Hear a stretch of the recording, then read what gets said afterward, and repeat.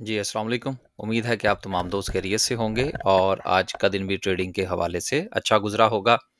Oil and gas और उसके साथ आईटी सेक्टर में सिस्टम की परफॉर्मेंस मार्केट 1000 पॉइंट्स ऊपर रही, लेकिन लेस देन 1% है, 0.72% है। 1,42,000 का रेजिस्टेंस का लेवल जो कि हमने लास्ट वीडियो के अंदर डिस्कस किया था, मार्केट वहाँ पर रुकती हुई नज़र आई। लेकिन इतना बड़ा लेवल है, 1000 पॉइंट्स भी अगर आज मार्केट ने ऐड कर दिए हैं, तो मेरा ख्याल है कि इतनी बुरी परफॉर्मेंस आज मार्केट की नहीं थी। ओवरऑल सिचुएशन क्या रही आगे चल के डिस्कस करेंगे। इसके साथ स्पेल का चार्ट जो है वो इंशाल्लाह आपके साथ डिस्कस करेंगे कि स्पेल जो है वो टेक्निकली क्या कह रहा है। 142 1,42,000 का जो लेवल है, यकीनन के एक सिग्निफिकेंट लेवल है। 1017 पॉइंट्स आज मार्केट ने ऐड किए। सर्किट ब्रेकर की बात करें तो आज माशाल्लाह से अगेन आपको 11 कंपनीज जो हैं वो अपर कैप में नज़र आ रही हैं। लेकिन इम्पॉर्टेंट चीज़ ये है कि कोई भी सिग्निफिकेंट सेक्टर या किसी भी सिग्निफिकेंट सेक्टर की कोई सिग्निफिकेंट कंपनी जो है वो आपको अपर कैप में नज़र नहीं आ रही। सिग्निफिकेंट का लफ्ज़ मैं क्यों इस्तेमाल कर रहा हूँ, ये मैं गुज़िश्ता चंद दिनों से ये जो है ये लफ्ज़ मैंने इस्तेमाल करना शुरू किया है। देखिए वजह ये होती है कि मार्केट का एक सेंटिमेंट होता है और सेंटिमेंट हमेशा उस वक्त जो है वो स्ट्रांग होता है कि जिस वक्त कुछ खसूसी कंपनीज जो हैं या ख़ास सेक्टर्स जो हैं उनके अंदर आपको परफॉर्मेंस नज़र आए। मसलन ऑयल एंड गैस है, बैंक्स हैं, फर्टिलाइज़र है, सीमेंट है, आईटी है, ये वो फार्मास्यूटिकल है, ये को 4-5 जो हैं ये बड़े सेक्टर्स कंसीडर होते हैं। अगर इनमें से किसी कंपनी को अगर अपर कैप लगता है, तो वो एक पॉजिटिव सेंस जो है वो क्रिएट करता है और जो ट्रेडर है या इन्वेस्टर है, उसका एतमाद बहाल होता है। तो ये मार्केट का सेंटीमेंट ही बेसिकली होता है। ये अक्सर दोस्तों अब आप सवाल पूछते हैं कि जी किन चीज़ों के ऊपर ज़्यादा नज़र रखनी चाहिए, तो असल में मार्केट में जो सबसे अहम चीज़ होती है वो मार्केट का सेंटीमेंट होता है। आप ट्रेडर देख लीजिए, आप स्विंग ट्रेडर्स देख लीजिए, आप इन्वेस्टर्स देख लीजिए। जब तक उनका सेंटीमेंट जो है वो पॉजिटिव नहीं होगा या वो कॉन्फिडेंट नहीं होंगे, वो मार्केट से पैसा नहीं बना सकते। ये इसके साथ ही मैं एक और क्वेरी जो है उसका भी जवाब देता चलूँ कि अक्सर दोस्त पूछते हैं जी कि मार्केट में कितना इंतज़ार करना चाहिए? यार देखें, इस वक़्त जो सूरत-ए-हाल है, चूँकि हम स्विंग ट्रेड को भी देखते हैं, हम डे ट्रेड को भी देखते हैं, हम इन्वेस्टमेंट को भी देखते हैं।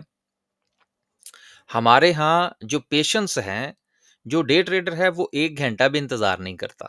उसका दिल करता है कि मैंने खरीदा, बस अगले 5-7 मिनट में मुझे कुछ ना कुछ मिल जाना चाहिए। जो आपका स्विंग ट्रेडर है वो 1 दिन इंतज़ार नहीं करता और इन्वेस्टर की तो आप बात ही भूल जाएँ, वो 1 महीना इंतज़ार नहीं करता। तो इन तमाम सूरत-ए-हाल को मद्देनज़र रखते हुए हमारा तो ये एक्सपीरियंस है लोगों के साथ जो हमारी इंटरेक्शन होती है कि लोग जो हैं वो पूरी तरह तैयार नहीं हैं, अपनी ना स्विंग ट्रेड के लिए, ना डे ट्रेड के लिए, ना अपनी इन्वेस्टमेंट के लिए। तो जब तक आपका सेंटिमेंट जो है वो मजबूत नहीं होगा, पॉजिटिव नहीं होगा, आप कॉन्फिडेंट नहीं होंगे मार्केट के हवाले से या आपने जो एनालिसिस कर रखा है, उसके ऊपर आप पूरी तरह से अगर मुतमिन नहीं हैं, तो फिर यकीनन आप मार्केट से पैसा नहीं बना सकते। सिर्फ़ एक छोटी-सी बात मैं यहाँ पर ऐड करूँगा, फिर हम आगे चलेंगे। अक्सर औकात जब दोस्तों से बात होती है ट्रेडिंग पॉइंट ऑफ व्यू से, तो ज़्यादातर जो जवाब हमारे सामने आता है, वो ये आता है कि वो स्टॉप लॉस का इंतज़ार किए बगैर पहले ही पोज़ीशन काट देते हैं, इस डर से कि कहीं स्टॉप लॉस हिट ना हो जाए। तो ये जो जल्दी का काम है ना बेसिकली, कि अपने ही एनालिसिस के ऊपर पूरी तरह से एतबार का ना होना, ये लॉस को इंक्रीज़ करता है और जब लॉस आपका इंक्रीज़ होगा तो ऑटोमैटिकली आपकी प्रॉफ़िटेबिलिटी जो है वो कम हो जाती है। तो सिग्निफिकेंट का लफ़्ज़ जो मैं इस्तेमाल कर रहा हूँ कि मार्केट के अंदर जो सेंटिमेंट है वो पॉज़िटिव उस वक़्त होता है, जब कोई सिग्निफिकेंट सेक्टर चले और उसके साथ कोई सिग्निफिकेंट कंपनी जो है वो आपको ऊपर कैप में नज़र आए। बाकी इंशाल्लाह मज़ीद जो है वो आगे चल के डिस्कस करते हैं। लोअर कैप की बात करें, ये अच्छी बात है कि लोअर कैप में कोई काबिल ज़िक्र कंपनी नहीं है, बिल्कुल सफाया हुआ है लोअर कैप का। सेक्टर वाइज़ बात करें, अब आप ये देख लें ना कि आपको बैंकिंग सेक्टर में एचबीएल के अलावा किसी में परफॉर्मेंस नज़र नहीं आ रही। फर्टिलाइज़र सेक्टर मुकम्मल तौर पे लमलेट है, ऑयल एंड गैस में ओजीडीसी की परफॉर्मेंस है, गो के फ्राइडे वाले दिन से कि बल्कि मेरा ख़्याल है शायद थर्सडे वाले दिन से हम जो है वो ओजीडीसी सॉरी पीपीएल, पीएसओ और एसएसजीसी वग़ैरह में हम तो ट्रेड कर चुके।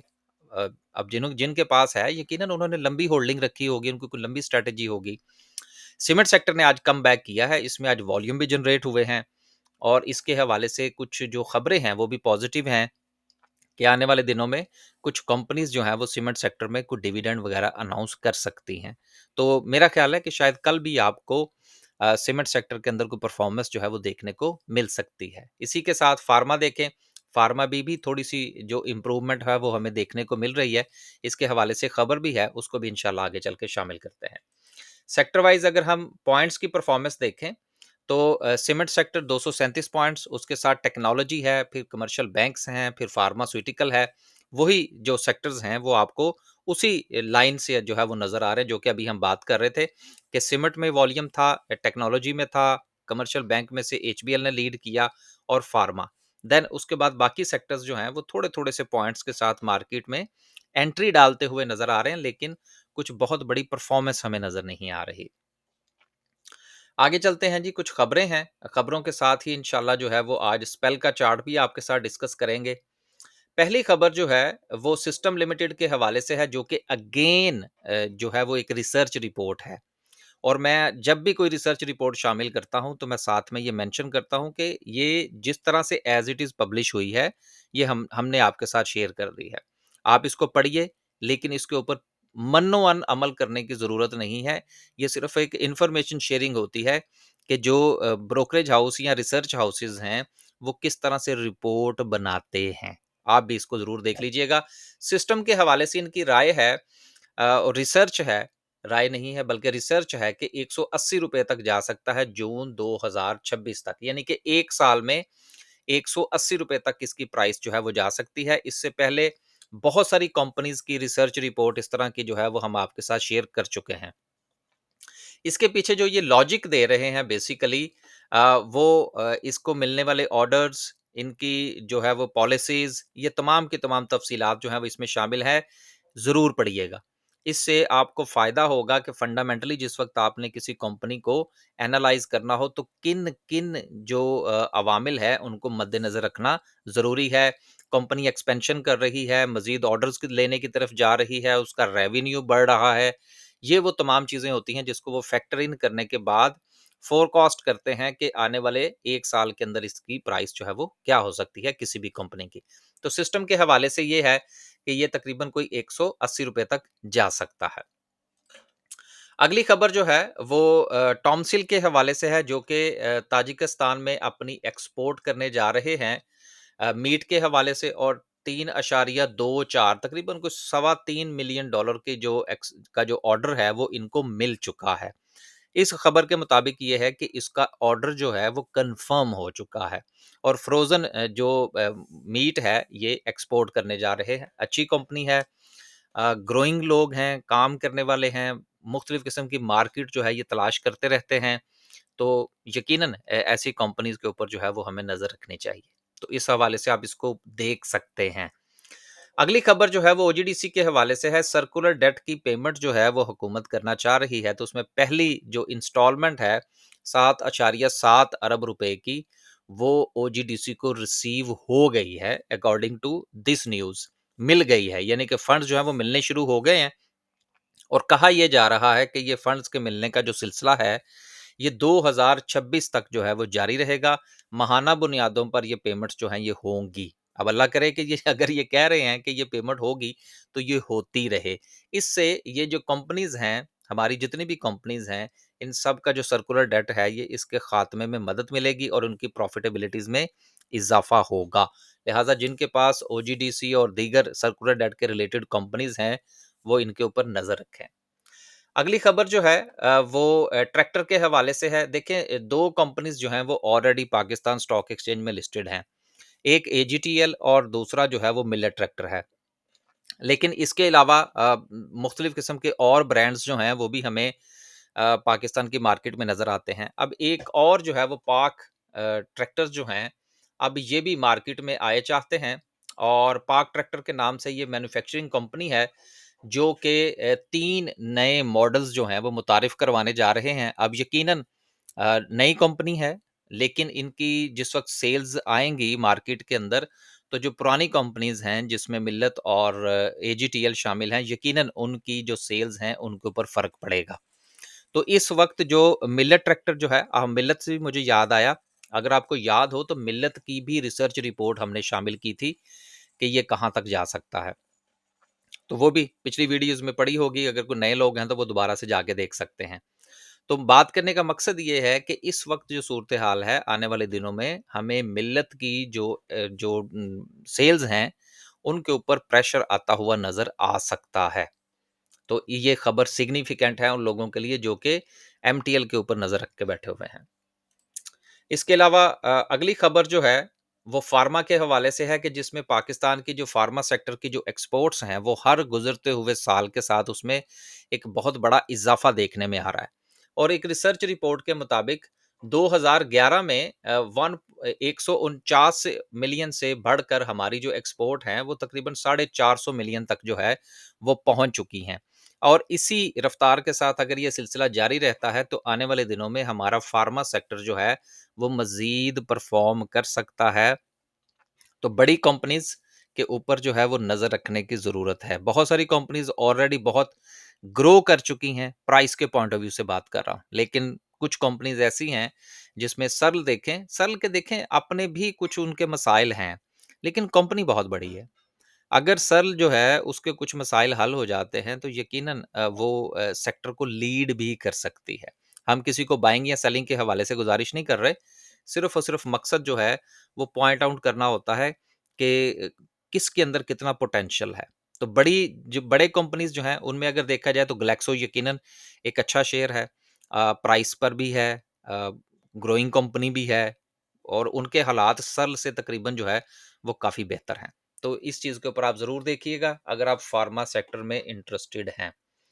आखिर में हमारी जितनी भी सर्विसेज़ हैं, चाहे वो ग्रुप के हवाले से हों या स्टॉक मार्केट में अकाउंट ओपन करवाने के हवाले से हो, वीडियो की डिस्क्रिप्शन के अंदर आपको कॉन्टैक्ट डिटेल्स भी मिल जाएँगी और हमारा जितने भी सर्विसेज़ हैं, वो तमाम तफ़सीलात भी मिल जाएँगी। अगर आप इंटरेस्टेड हों, तो यहाँ से डिटेल्स ले सकते हैं।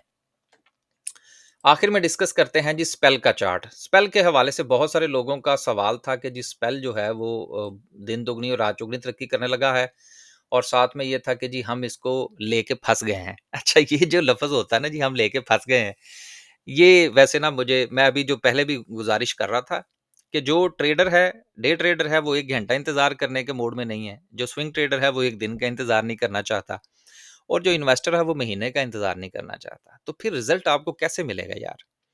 कुछ अपनी स्ट्रैटेजी के साथ आएँ। क्योंकि हम भी इन्वेस्टमेंट के ग्रुप जो है वो चला रहे हैं, उसमें हम भी चीज़ों को लेकर चल रहे होते हैं। तो हालाँकि उसमें परफ़ॉर्मेंस बहुत अच्छी आ रही होती है। अभी पिछले दिनों मैंने आपसे गुज़ारिश की थी कि पोल जो है उसमें से जो है वो अच्छा खासा रिटर्न हमने लिया कोई 30% का। इसके अलावा जो हमारा बैंक इस्लामी पाकिस्तान है, उसमें से कोई मेरा ख़्याल है मोर देन 100% का गेन लिया हमने। लेकिन मसला क्या है? मसला ये है कि स्टॉक मार्केट में चूँकि डिजिट्स ऊपर-नीचे हो रहे होते हैं आपकी आँखों के सामने ये सारा कुछ हो रहा तो लगता है ऐसे है कि बस अब चीज़ें यहाँ तो बहुत नीचे चली जाएँगी और मैं ही लॉस में आऊँगा। तो बेसिकली कॉन्फिडेंस नहीं है। तो लोगों का ये कहना था जी कि हम स्पेल लेके फँस गए हैं, हालाँकि मुझे इस हवाले से कोई चीज़ समझ नहीं आई कि फँसने वाला मसला क्या है। राइट एट द मोमेंट ये खड़ा है ₹47 और 26 पैसे के ऊपर, एक बात।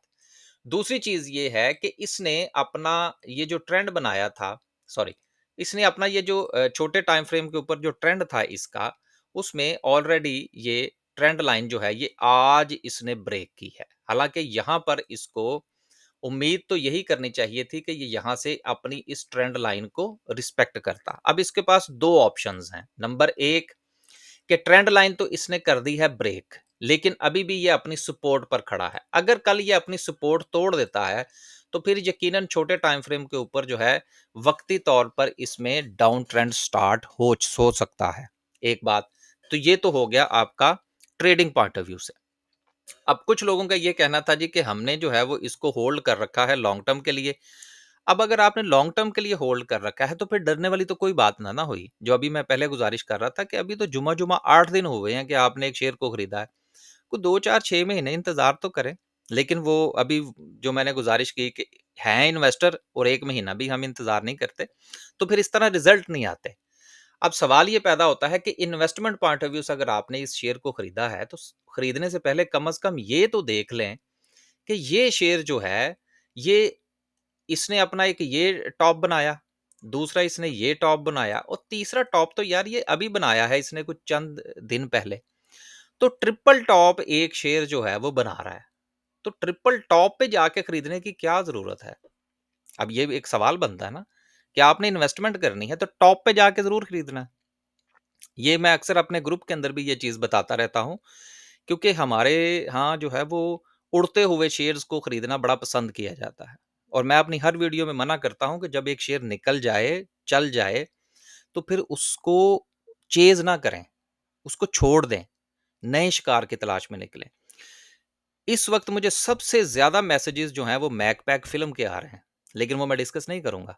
क्यों? इसलिए कि जिस वक़्त वो हमने भी उसको जो था वो रिकमेंड किया था अपने स्विंग ग्रुप के अंदर, लेकिन यार वो कहाँ से शेयर उठा, उसने जाके ₹50 के करीब आपको हाई दिया, आप छोड़ दें यार उसको। अब आपने जाके उसको टॉप के ऊपर खरीद लिया, अब उसका क्या एनालिसिस करें हम? हम तो वो क्या कहते हैं, गुज़ारिश ही कर सकते हैं ना कि भाई जो शेयर ऊपर चला जाए उसको छोड़ दो। मैं आपको एक मज़े की बात ऐड कर दूँ, मेरी वीडियो बड़ी लंबी हो जाती है।